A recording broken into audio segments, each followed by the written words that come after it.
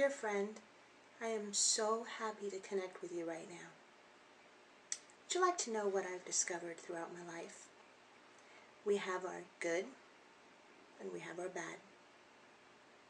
We have our mess, and then from that mess, depending on how we choose to handle it, we have a message. With pain, we also get to enjoy certain pleasures in life. With every negative, there has to be some positive out there somewhere.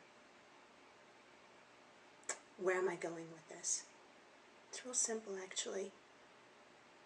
How can there be a solution if there wasn't a problem to begin with? I am encouraging you to look around your circumstances, to see what you have before you. And I want you to really look deeply at whatever it is that surrounds you, that at this very moment you feel it could be nagging at you, or it could be hurting you, or maybe you feel betrayed, or you feel upset. You know, it's so simple to get those feelings, and it's even more easier to actually act on them. Now I want you to focus on two words. What I like to call on one side chaos, and then I like to call character. Which one do you choose? If you choose to focus on all the problems, certainly you're in the middle of chaos, right? What are you looking for? Are you looking to solve those problems? Great. What are you doing to solve those problems? To get rid of it? That's certainly one way. But does that really solve the problem?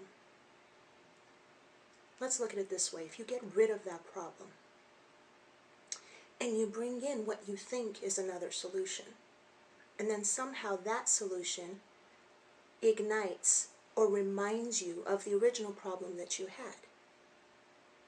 And of course, the human thing to do is to project blame outwards on the outside. But let's take it inwards for a moment. When I look at a problem, me personally, I choose to assess the problem. I choose to dive into it. And I want to see what I did to either bring the problem to me, or I ask myself this other question. What is it that I can do? Why am I here in this moment with this problem around me? That means I'm probably here to solve it.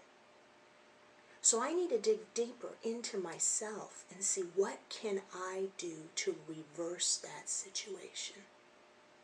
Because if I get rid of it, it's probably going to haunt me. And how I get rid of it is a whole nother issue. I could certainly hurt people. I could say words that I can never take back. And even though the problem is gone, how do I know there wasn't a bird somewhere? Could be a human being, could be anybody, could be anything that could hear me in that moment. And what kind of an example am I serving to those who are around me, whether I know that they're there or not, when I choose to handle that problem? Doesn't say much, does it? To me, even by getting rid of that problem, I actually brought forth chaos, didn't I? I actually contributed to the chaos. Now let's look at the flip side. Character. If I choose to solve that problem, and I was able to provoke, create, within that situation, in the midst of that storm, in the midst of that adversity, I was able to bring forth peace.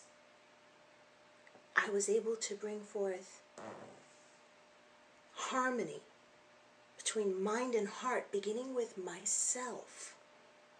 And from there, setting an example for others to see, and here's the best part, that the people around me get to choose for themselves how to not deal with the problem, but to embrace the the problem and to embrace the problem with grace.